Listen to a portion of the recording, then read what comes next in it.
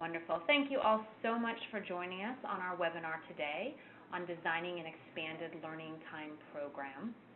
I'm Nora Najelski-Eichner, the Executive Director of the New York State Afterschool Network. While we're getting started, it would be wonderful if you could take 2 seconds to fill out a quick poll so we have some idea of who is joining us on the line today. Wanted to let you know while you're doing that we are going to be joined by 2 fantastic presenters today.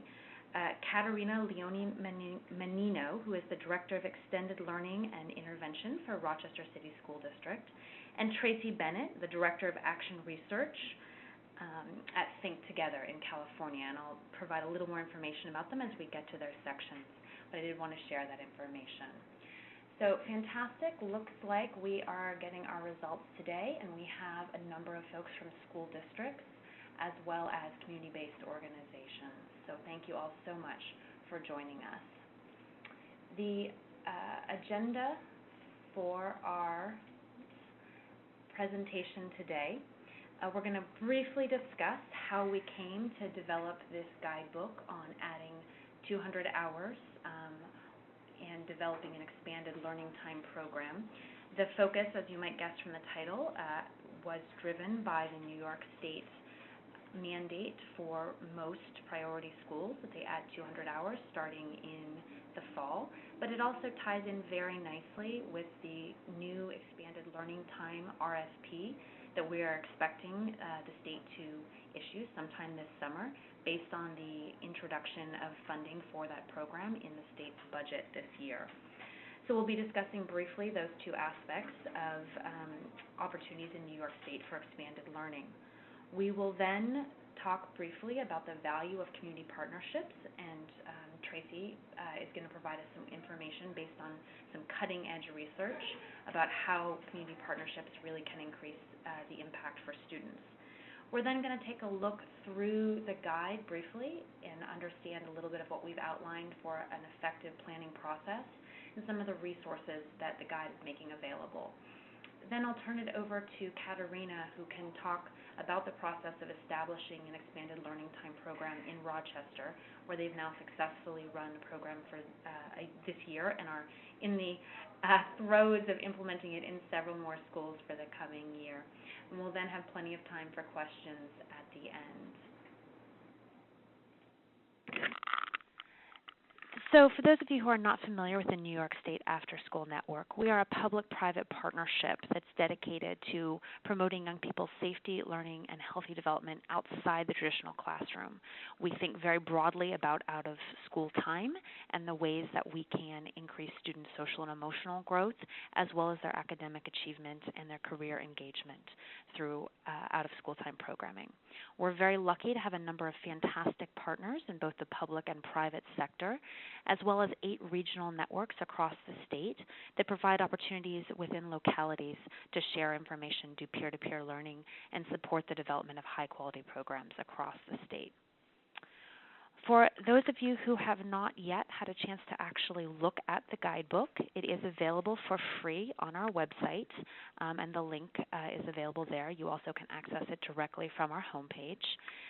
We've made it available as several files because it is quite large. And I do want to emphasize, again, that it is free, and so we certainly hope you will download and share. And second, that we have been updating it as new materials are made available or new resources come to our attention. We will be uploading an updated version later today or tomorrow that will include some of the information that Tracy is going to share from Think Together's research.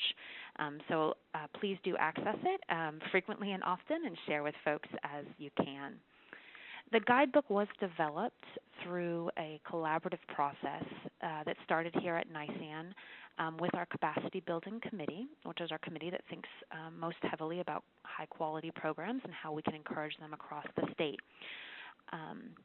We, from that Capacity Building Committee, developed a work group of folks who had experience with expanded learning in some form or another, and they gave us a day of their time to really think through what a process is for developing a program, how we can encourage programs to really be high quality from the beginning. This guidebook was then vetted through both that work group and the Capacity Building Committee, And we really are very grateful to all of the folks who contributed their time and resources. You'll see as you go through the resources in the guide that a number of different organizations across the state, and in fact a couple of national organizations as well, were generously shared the resources that they have compiled. And we're hoping that having them all in one place really will be an asset for those of you as you're trying to decide how to design a high-quality program. And you can find a list of all of the contributors in the guide. The important changes in state policy that we think are driving a lot of interest in expanded learning time across the state include two major changes. The first was the addition under New York's waiver from the Elementary and Secondary Education Act of the expectation that most priority schools, those implementing school turnaround and transformation models, would add up to, or at least 200 hours to their learning time beginning in the 2013-14 school year. The State Education Department has outlined a number of expectations for this time, including that it will be offered to all students in the school, except in cases where the school is not receiving any SIG funds. They do expect that this time could be voluntary or mandatory, but if it is going to be voluntary, the goal is to reach at least 50% of students. They do recognize that it may be beneficial, and this is something we will talk about a little bit in the planning process, that it may be beneficial to have separate programs that target separate subgroups of students, but the goal then is an overall reach for the whole school. And finally, and importantly, the additional learning time is really supposed to be about reaching out to students on the social emotional and this engagement as well as the academics. The goal is that it have opportunities for hands-on learning and other kinds of activities that engage students who may not be engaged by traditional classroom instruction. And I think this is a really important opportunity here and part of why we are excited about the role that community partners can play in planning and implementing these kinds of initiatives, because it really does create an opportunity to leverage community strengths in addition to the strengths of the school, traditional school day. You can read all of the information that SED has put out about this 200 hours requirement in Appendix A of our guidebook. And I really want to stress that the summary that I've provided very briefly here is a quick summary of some fairly complex information. We are not the State Education Department, and I certainly don't want what is outlined here to be taken as any official statement. So please do take a look at the official SED guidance to make sure that the programs that you're developing are in line with what they have outlined their expectations to be. The other force driving interest in expanded learning time in New York State right now is obviously the governor's proposal and the legislature's approval of a competitive grant program for an expanded learning time initiative. This funding was in the budget for this coming year at $20 million. The RFP has not yet been issued. We are expecting it will be issued sometime this summer. The goal here will be to add at least 25% learning time through either an extended day or an extended year. And we'll be looking for schools or school and community partners, and we at NYSAN have been advocating heavily for the importance of community partners in this application process, particularly for programs that are looking to do something different with the time, which is part of the overall goal of the RFP, is to evaluate these programs in terms of comprehensive redesign of the school day or year. There is a emphasis on middle school students in grades 6 to 8 that was included in the budget language. I do want to highlight that for those of you who are thinking as school districts about potentially applying for this grant, as that I suspect may impact your planning process. Again, in Appendix A, you can find the most recent information that was provided by SED to the Board of Regents about what was in the budget and what their expectations are for this RFP. If you sign up for NYSAN's listserv, we will send out the RFP the moment that we have it, and certainly we'll be encouraging folks to think deeply about how they can apply effectively for this time.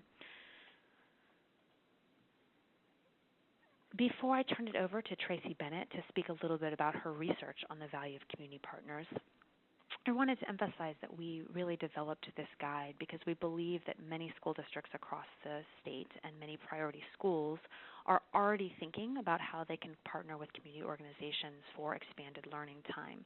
And we also deeply believe that those that are not yet thinking about it would very much benefit from doing so. The community partners can bring a wealth of experience and resources that are distinct from and complementary to what the school day offers. And one of the things that we always try to stress is that community partners are not there to duplicate what teachers do. Teachers do amazing, wonderful things. They're there to be a supplement, a complement, another way to approach students and activities. We really do emphasize the importance of reaching out to families and engaging families as part of the community, and that's another strength that community partners really can bring to the table. So we are hoping that all of you will be thinking about how you can use community partners to form strong expanded learning time programs. To talk a little bit more about that, I'm going to turn things over to Tracy Bennett, who recently completed her doctoral dissertation at the University of California, Irvine, focused specifically on alignment between school and after-school programs, and uses that work then to help develop programs for Think Together, which is a major provider of after-school and expanded learning opportunities in California. They actually currently partner with 40 school districts. So the work that she is going to be sharing with you today really draws from a deep base of experience as well as research data to highlight the importance of effective school-community partnership. So Tracy, if you want to go ahead and take it away. Well, good morning. Oh, I guess not good morning. Good afternoon to all of you. I'm very happy to be here. What I'm going to do is provide a very top-level, simplified overview of 4 years of research.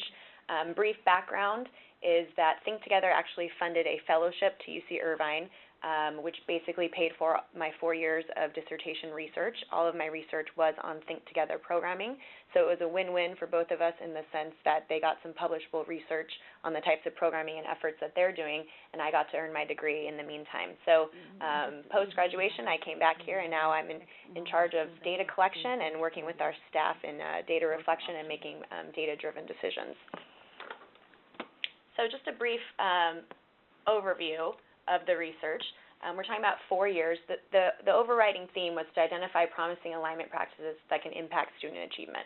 So the first year of research was really exploratory and qualitative in nature. We took a broad look at test scores in all of our districts with Think Together students versus students that aren't in our program. What we noticed in one of our smaller districts in Los Angeles County was that those students were actually outperforming students that weren't in the program. So when we looked deeper into that, we wanted to know what systems and structures were in place in that district that might have promoted that type of achievement for the Think Together students. And what we found was our Think Together site coordinators and staff were deeply embedded in the school culture in the sense that they were actually going to data reflection sessions weekly by each grade level with the principal and grade level teachers and talking about student needs.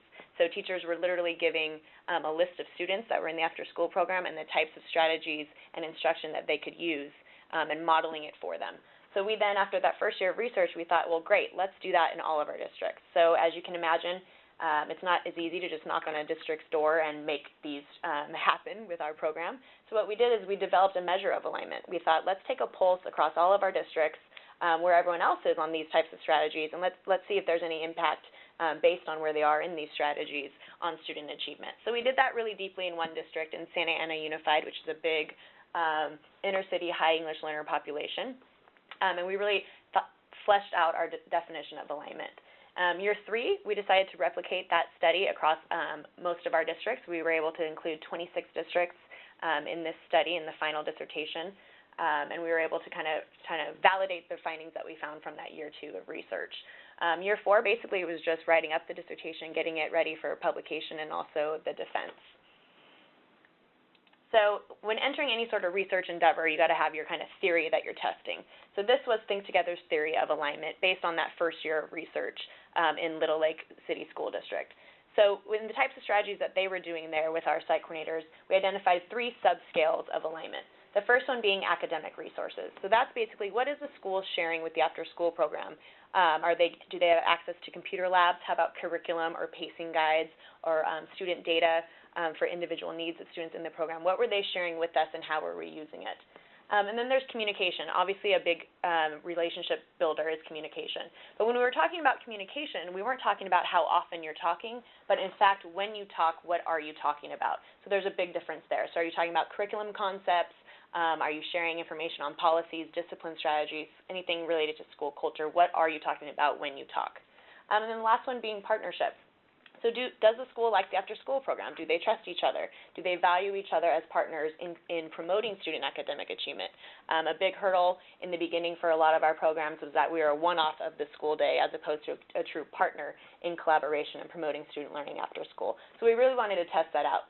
And the theory being that if you have all three of these between program and school, you have a high-aligned site, and that would promote student academic achievement.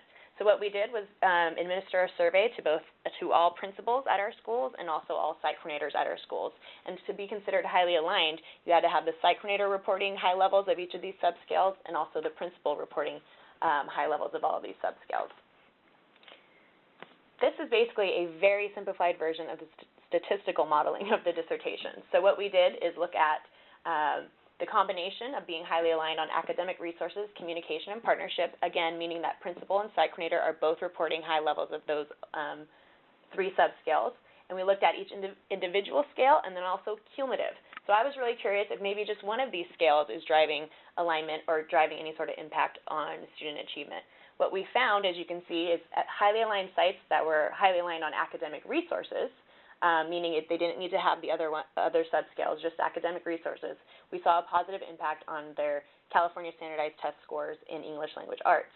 Then we really found a lot of gains in math. So sites that were highly aligned on all three and each individual subscale, regardless of the other ones, there were positive effects for their CST scores in math. So that kind of validated our theory. That's similar to what we had found that second year of research in just a single district. So expanding it out to 26 districts actually validated that theory and helped create a replicable scale. Then throughout the review process at UC Irvine, we had someone suggest, well, why don't you look at those sites who aren't aligned, and is there anything going on there? So we did the same thing, just flip your conceptual framework a little bit, and that you're creating different scores. So if you have a principal who's saying, oh, yeah, we're doing all that, or a site coordinator saying, oh, yeah, we're doing all that, and the other respondent is saying, no, we're not, that's a misaligned site, meaning they're not on the same page about goals and what they're doing in programming. So what we found is sites that were highly misaligned on all three, there was actually a negative, statistically significant negative impact on the CST score for math. And then those that were misaligned on partnership had a negative impact on math as well, partnership only. So being misaligned just on partnership actually had a negative impact on math. And then we tested for interactions with attendance. And what that means is if a student was going at a higher rate to one of these misaligned sites, what did that do to their score? And we found, again, a negative impact on the CST score for math. This actually was a bigger takeaway of all of the research because the measure of alignment basically validated our theory, and it makes sense. If you have a good partnership, a good relationship, you can expect to see growth in academic achievement. I don't think anyone really expected any sort of statistically significant findings for misalignment, but that's actually a bigger lesson that we're communicating to our staff right now, is that if you're not aligned, not only are you not helping, but you actually could be hurting the students. So this was a bigger takeaway for us. So what have we done since then? So the past year or two, as I have come up with these results, I've communicated them out to our staff. So I meet regularly with all of our regional staff statewide here in California, talk to them about data, and give them strategies and implementation tools for their site and building that relationship with their principals, and not only their principals, but also their teachers. We have full-time site coordinators at each site. They're paraprofessionals, not credentialed teachers. So we really work with them and giving them tools to communicate with their administrators. The next step, which was just as crucial, was communicating these results to our partner schools. So I am deeply involved in creating trainings for each of our principals and site coordinators to sit together and talk about it. And then obviously the end goal would be aligned collaboration and goal setting across program and school so that the school is truly viewing the program as a true partner. So this is an example of a very simple tool that we use in the beginning with our principals and our site coordinators. They sit side by side. I review all of the research just like I am for you, and then they actually sit down and have collaboration time to talk about what they think they're already doing right, and then what are some opportunities for growth. So what are they doing in each of these categories, and then what can they be doing that they haven't been doing. And then they actually set goals based on alignment, and we touch back with them throughout the year to see how that's going. Real quickly, lessons learned. As you can imagine, there's varying degrees of comfort when talking about data. So I obviously am very embedded in data collection and reflection. Our staff isn't, so a big part of my job is to communicate that to them. And also you'll find a wide array of experience for principals and teachers. Some of them are very data-driven, some other of them are not. So being able to sit with everyone in the same room and get on the same page about what the data is saying and how can we apply this in program is key. So, and obviously communication is key at both levels. So it's not just about, like I mentioned earlier, talking to someone, but when you're talking, be structured in what you're talking about and make it a regular thing that both parties are committed to.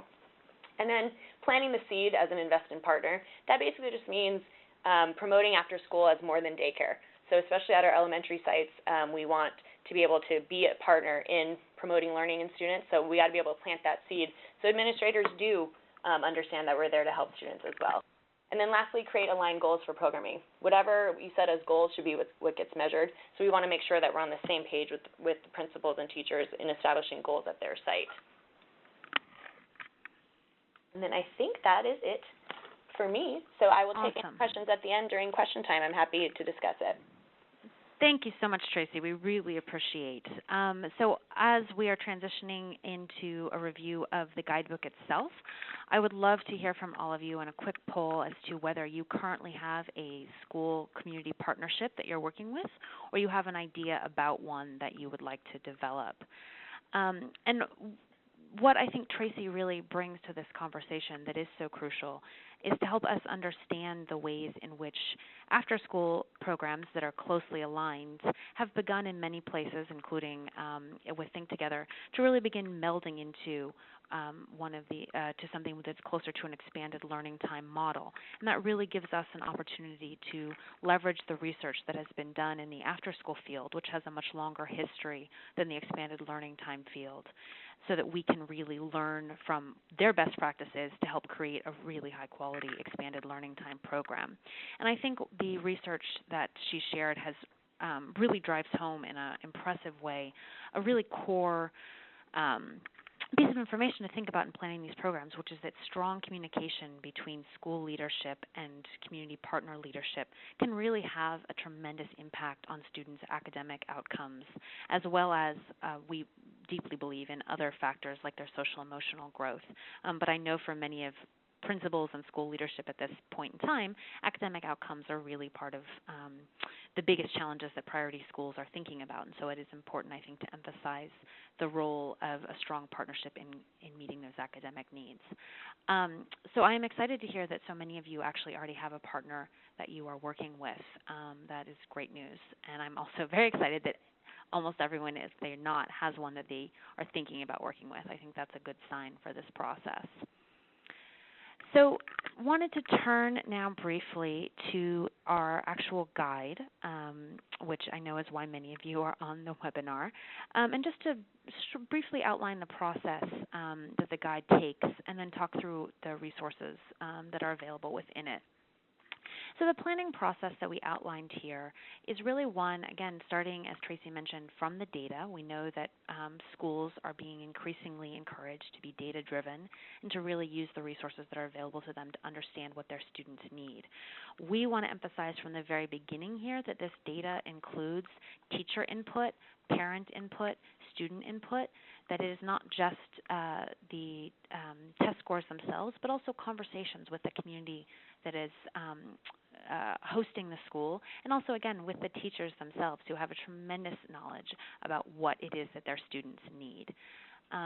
The next step then, after really gathering what data you have, and again, too, I should emphasize, this is a place where schools often already have a lot of this information.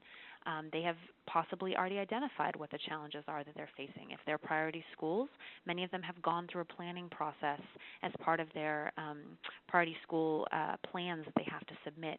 So you have a lot of this at hand, and when this guide looks a little large and overwhelming, I want to emphasize that what we're doing here is really trying to break things down into small steps. We're not saying that most of this information has to be recreated from scratch. I strongly suspect that most principals are going to have a lot of this at their fingertips, and what they don't, we're trying to lay out ways that they can easily obtain that information.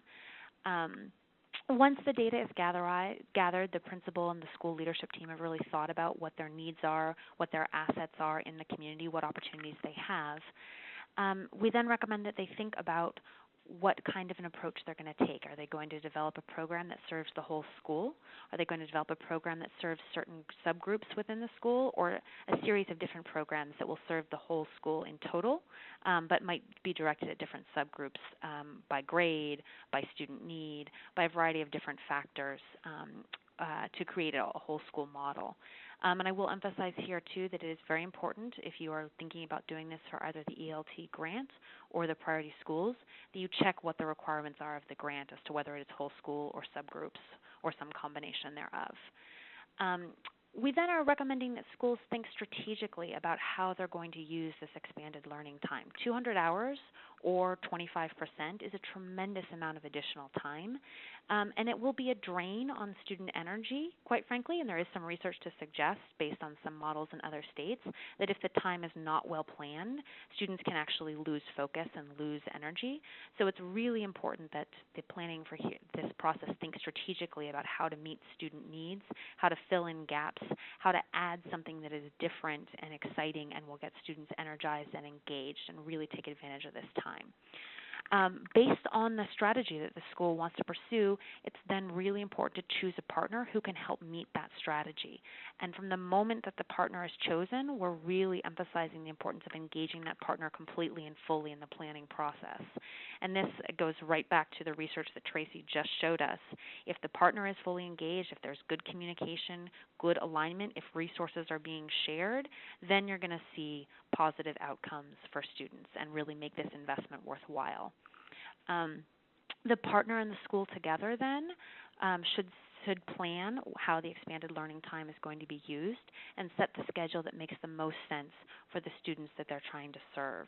And we, again, have laid out a variety of options for how that time might be scheduled, looking at both extending the school day and extending the school year. There are a lot of developmental things to consider with different schools and students. There are issues around what else the community has available, where the parents see the needs. All those things should be considered. And finally, we really want to emphasize that this is a growth process. It will be continuous. There will be tweaks and modifications made. There needs to be communication back with families and with students and, again, with teachers. Is this working? What can we do better? And this is something that Katarina, I think, will speak to a little bit from the Rochester process. We want to emphasize this is not static in any way. So the actual guide itself, if you haven't looked at it yet, each section is structured very simply with a brief overview of the section and what the goal is for this page. Some guiding questions, and we've set this up like a workbook so you can actually take notes within this so that as you are either as a school leader yourself or as a team of folks planning and preparing together, you can jot down ideas and notes. We've offered some key considerations to think through to help guide your thinking in this part of the process. And then lists of resources. We've hyperlinked where they're available online. If they're not available online, we've actually made them available in the appendix.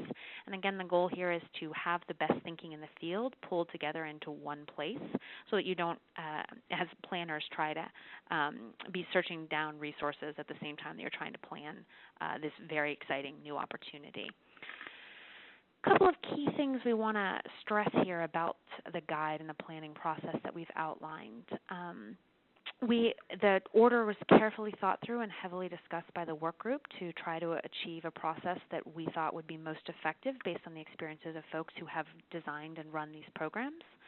But we also recognize that it is going to be idiosyncratic for each school. Certain parts of this may have already been completed as part of their planning process as a priority school or part of earlier conversations. So each page can also be pulled out separately if need be, so that, again, we don't want to make this seem like an overwhelming, impossible task. Use what is useful to you, let go the things that are not. We also really want to emphasize here that a lot of this can be done very informally. We are not suggesting that this has to be sort of a intense consultant style, process that is run through carefully with, each page checked off before the next one is gone to. Use this as a guide, use this as a way of facilitating conversations that you will be having anyway as you plan this process. Don't feel like it's a burden. Think of it as a way of structuring and streamlining things that you likely would already do as school leaders or as part of a leadership team. And finally, some key considerations to really think through here for the whole process. The community partner that is chosen is really key, and they should be brought in as early as possible and worked with as comprehensively as possible so that there is good alignment from the get-go, and so that resources are shared and everyone is on the same page about the goals and how they're best going to serve students. And finally, it all comes back to the students. Think about what the needs and the assets are of your students and how you can design a program that helps fill gaps and strengthen where they are already strong. So make this really a student-centered approach to this kind of programming. Within, then, the guide and the appendices, there are a couple of different tools that we really wanted to call out and highlight, as these may be some of the most useful to folks as you're thinking about your planning process. The first, and you can find in Appendix B, are sample surveys for students, parents, and teachers to help them give you feedback as school leaders and planners on how to design your ELT program. Again, really want to emphasize here, these surveys can be done informally. They can be done as part of other surveys that you are already doing. If you do a parent satisfaction survey, if you do a roundtable with your teachers, planning for the next year, or if you have each grade level doing a team meeting, that can be incorporated there. If you have a student advisory council, they can be reached out to and have an informal conversation with the school leadership team using these surveys as guidance. So again, it doesn't we're not meaning to suggest that you have to issue a formal survey through SurveyMonkey and collect and tabulate the results, but these are some questions that we hope will guide you in getting the kind of data you need to design a program that really will serve student and community needs. The Children's Aid Society, National Center for Community Schools, who have been a tremendous resource across the nation and, in fact, across the world for folks designing community school programs, have a substantial needs assessment toolkit that they're making available to folks through this guide that they have used to help schools identify community assets as well as community needs and plan on for leveraging those resources in designing a community schools or an ELT model. This tool really can be used throughout the whole gather and analyze data section, although I think we've linked it specifically to one of the early sections there. In Appendix E, you will find a fiscal map of a number of different funding streams that can be used to help fund an expanded learning time program. Not all of these streams are going to be available to every school. Many of them are competitive grant programs, and so they may not be available in the coming year. But we did want to really outline all of the different places that schools and community partners may want to look to see if they can find financial resources to help support these programs.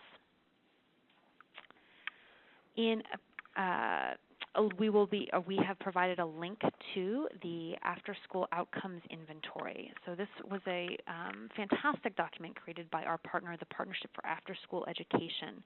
And they really went through all of the different ways in which expanded learning opportunities, either as an extended learning time program or as a more traditional after-school program, can impact student growth, looking at academic measures, social and emotional measures, college and career readiness, and health and wellness. And they identified outcomes that schools or community partners or parents or students themselves might desire, as well as tools that could be used, either free or low cost, to measure those outcomes.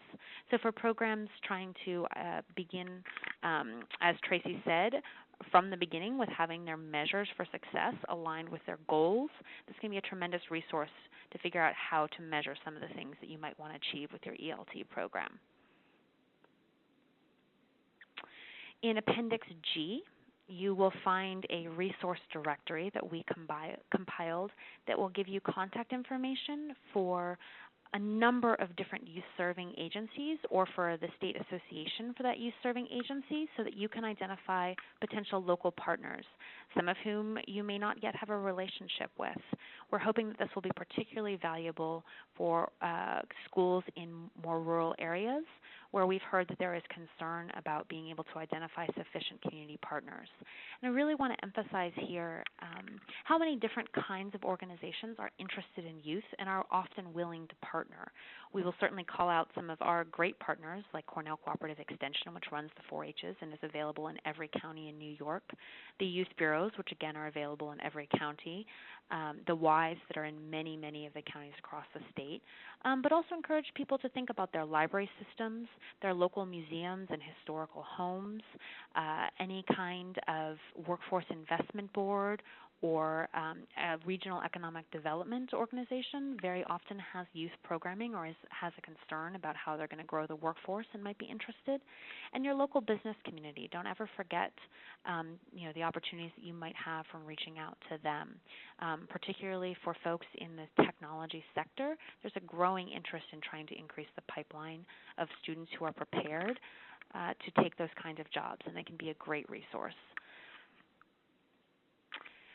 We also want to mention briefly again, to circle back to this theme of quality. It is very important that the partnership be based on a high quality model.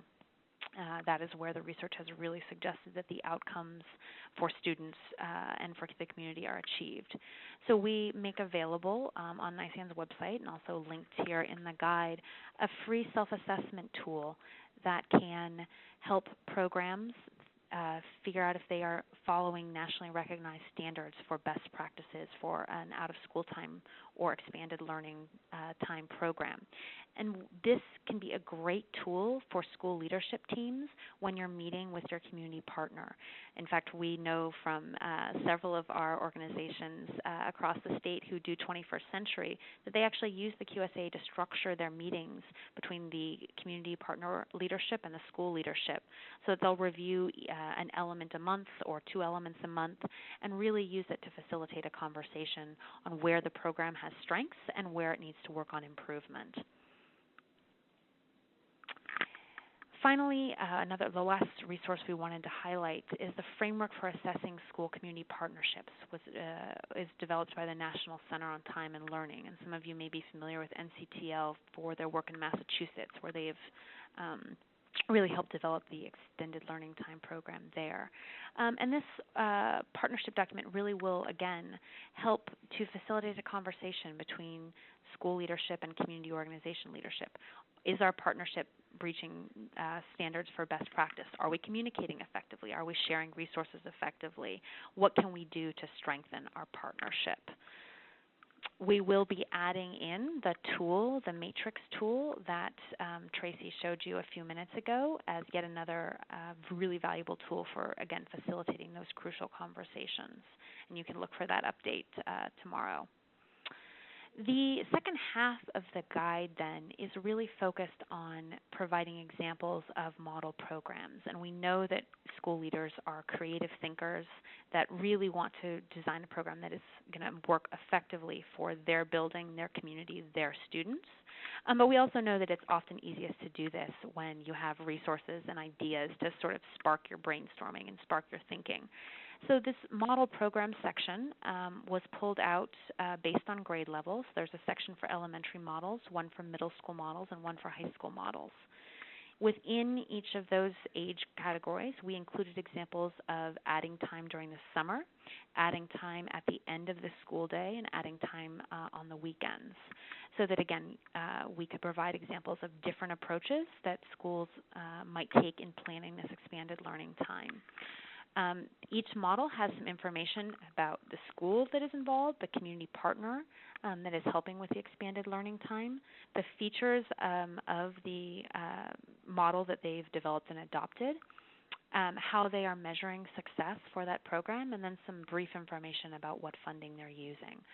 So again, we really hope that all of these models will give folks ideas about how to develop their own unique partnership that really builds on the strengths of their students and their community, to find a model that will work effectively based on, again, students' developmental needs, students' academic needs, what the parents have identified as needs. If you're looking for programs that are going to serve younger children, for instance, they very likely are going to need care after school when the parents are at work.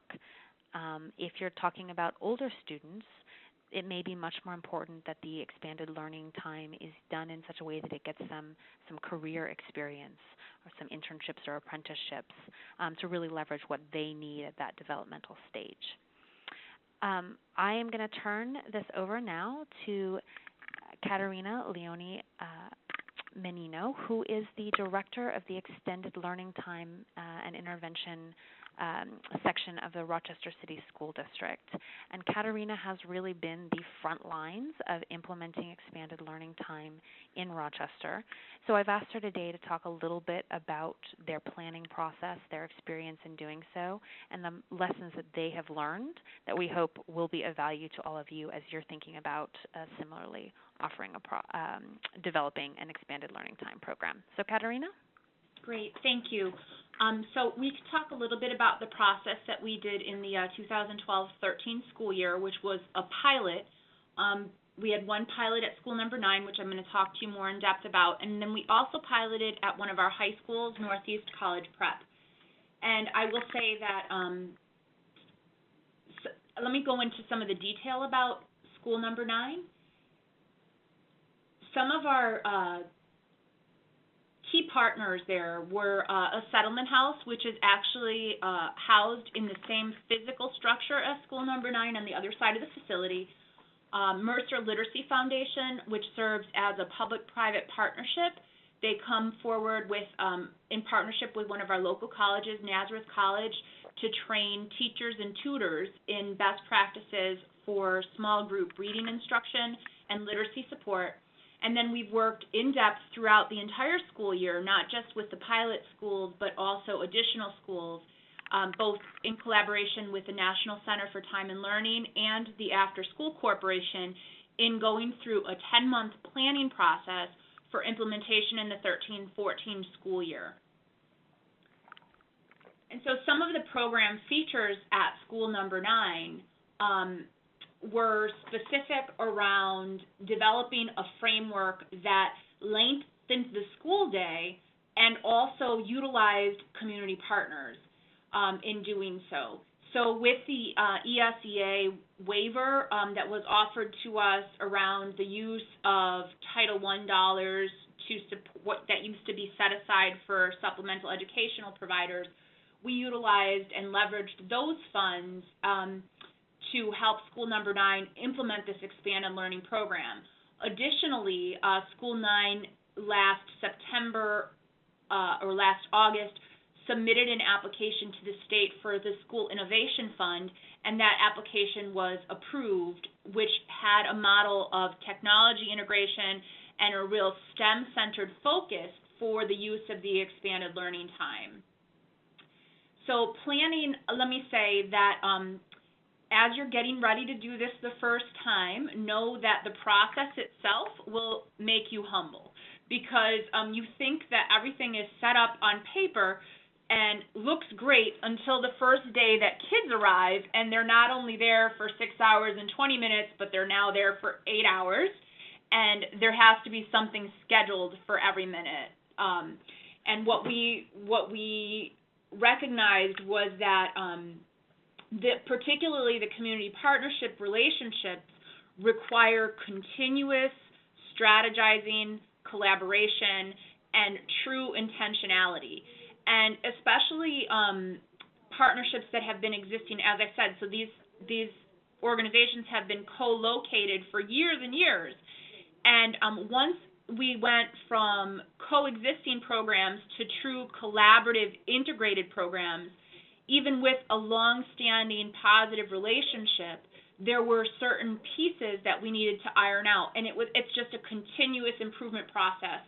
And so I think that's one of the biggest lessons learned, is that it really requires us to think to walk into with an open mind and being ready to accept mistakes as part of the natural process, and also learn how to clearly communicate very meticulous details and expectations to avoid any potential problems with misunderstandings or, you know, the interpretation that something was one way when in fact it was another.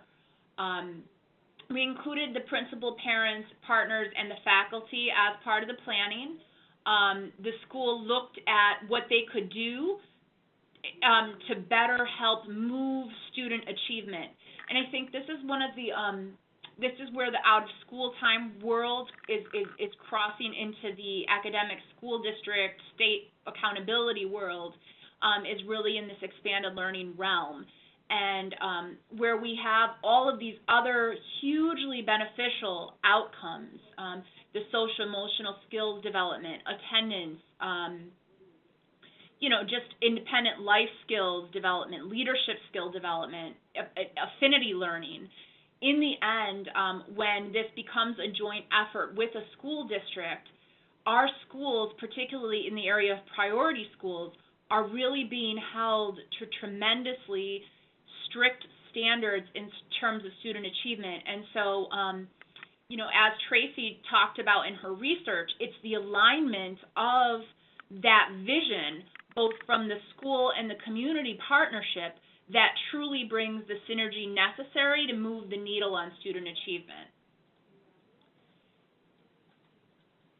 As we look at the features of what we provided at school number 9, teachers were given the option under a living contract to work either the full hour workday, the full 8 hours that students were there, or to stagger their schedules. Some came in early and left early, some came in later and left later. And we attempted to utilize community partnerships to fill in the gap. Now, Baden Street Settlement was a recipient of the Advantage After School funding and is the recipient of local United Way funds to provide their traditional after-school program.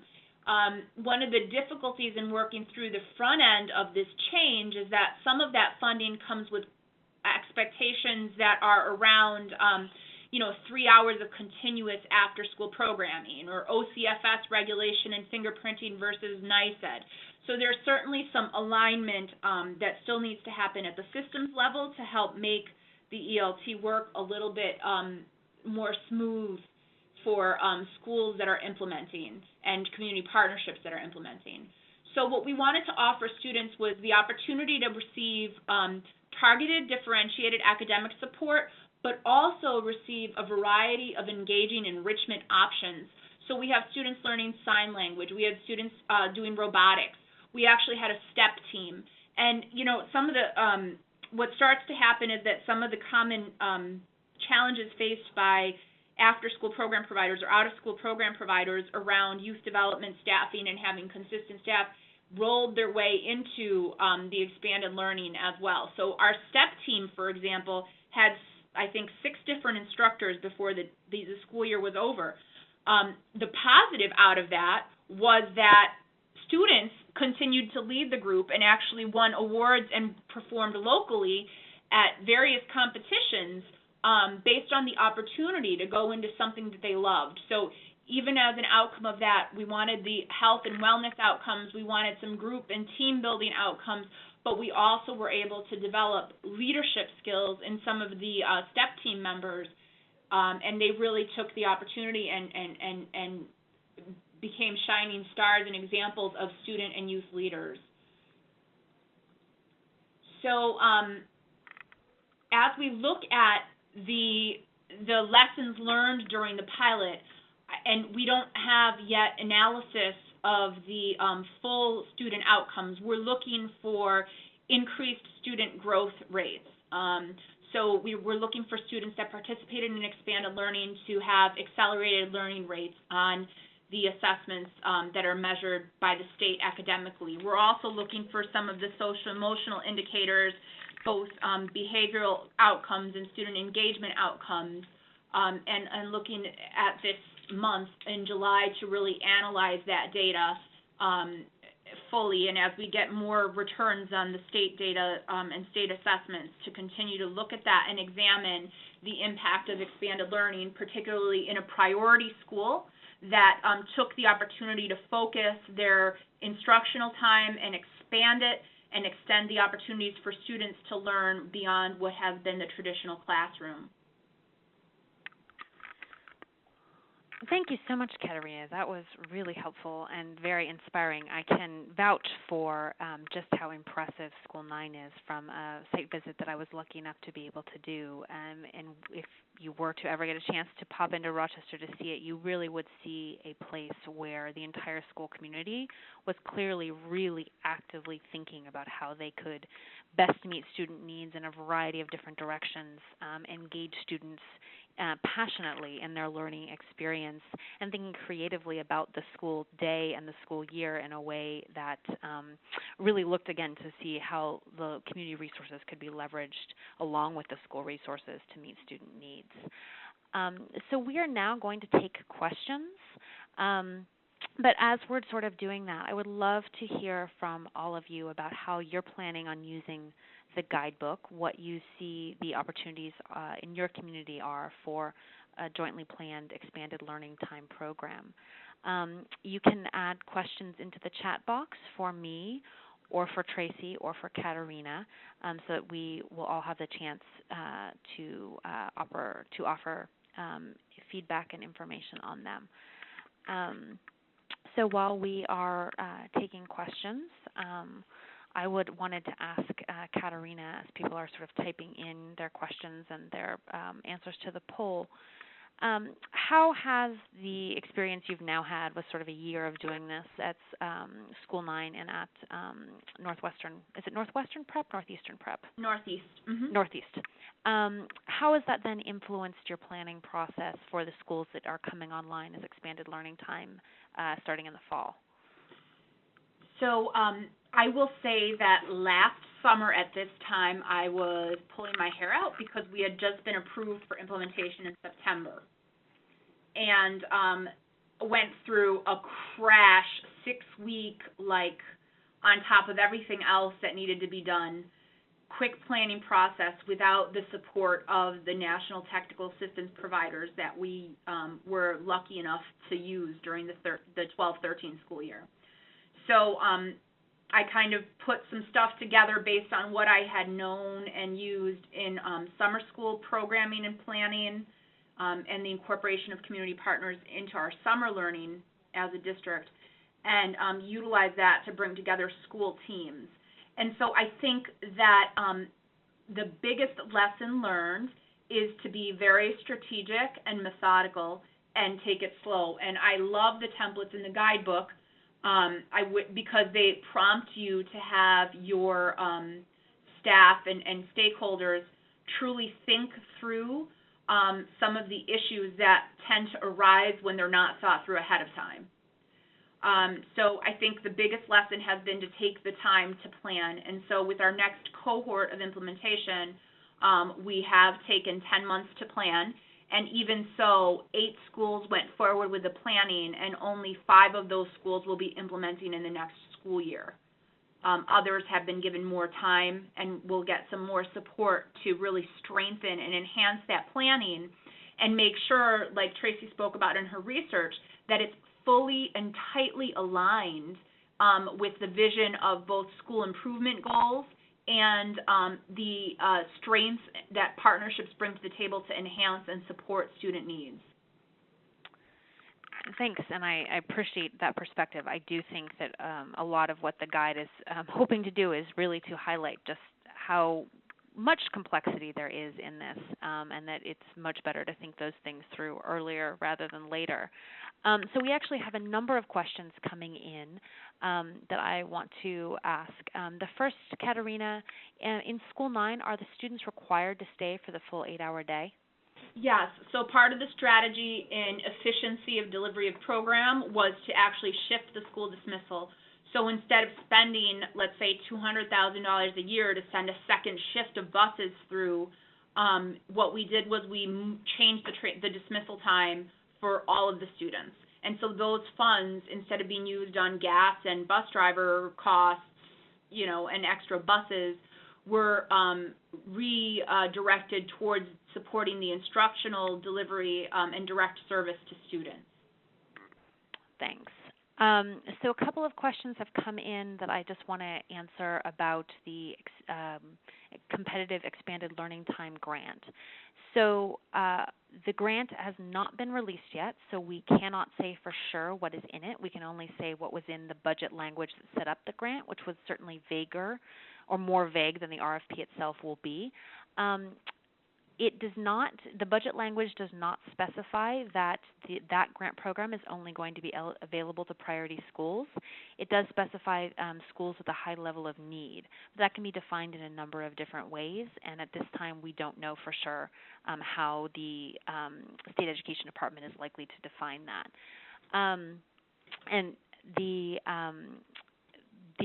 grant programs will be available full state. We suspect from things that we have heard from the governor's office that there is a great deal of interest in having at least some of the expanded learning time and community schools grants be located in places outside the Big Five.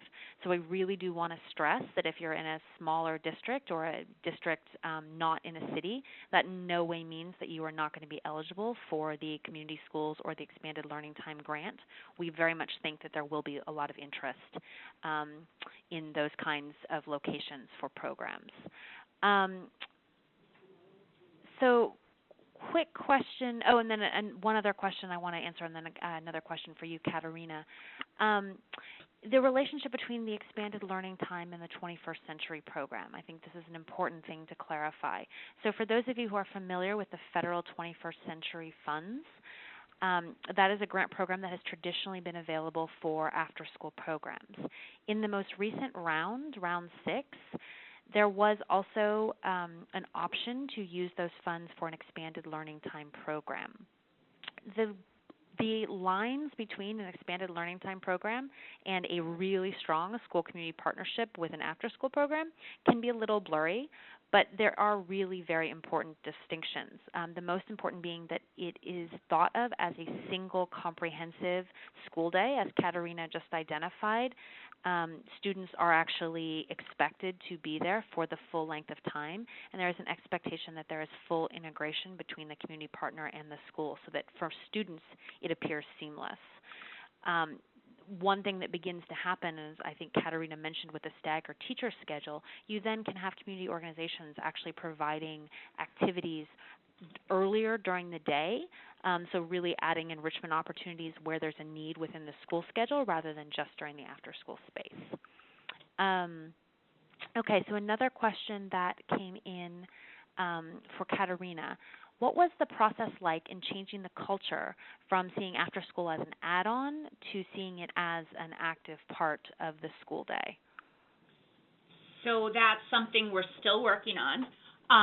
The initial planning that happened so quickly between last July and September kind of tagged on the extra time to either the beginning or the end of the day. I call it bookending. We bookended the day with these extra activities because we already had people hired, we already had hours established, and so we were adding it on.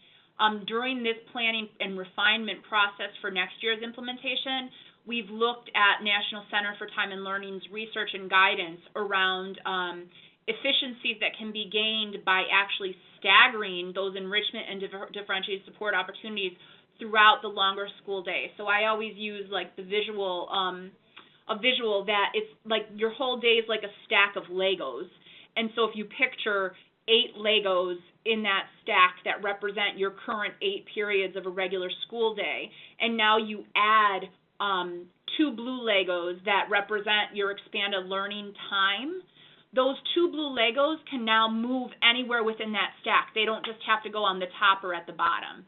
And so that shift is what we're working on. We're actually doing some community level work with the Greater Rochester After School Alliance in building up through the use of the Weichert Center Youth Program Quality Initiative and assessment tools to really work up and build up the level of program quality that's out there so that we have a common standard community-wide, and will help support the development of both our staff and of community partners and providers to work towards this vision of true integration.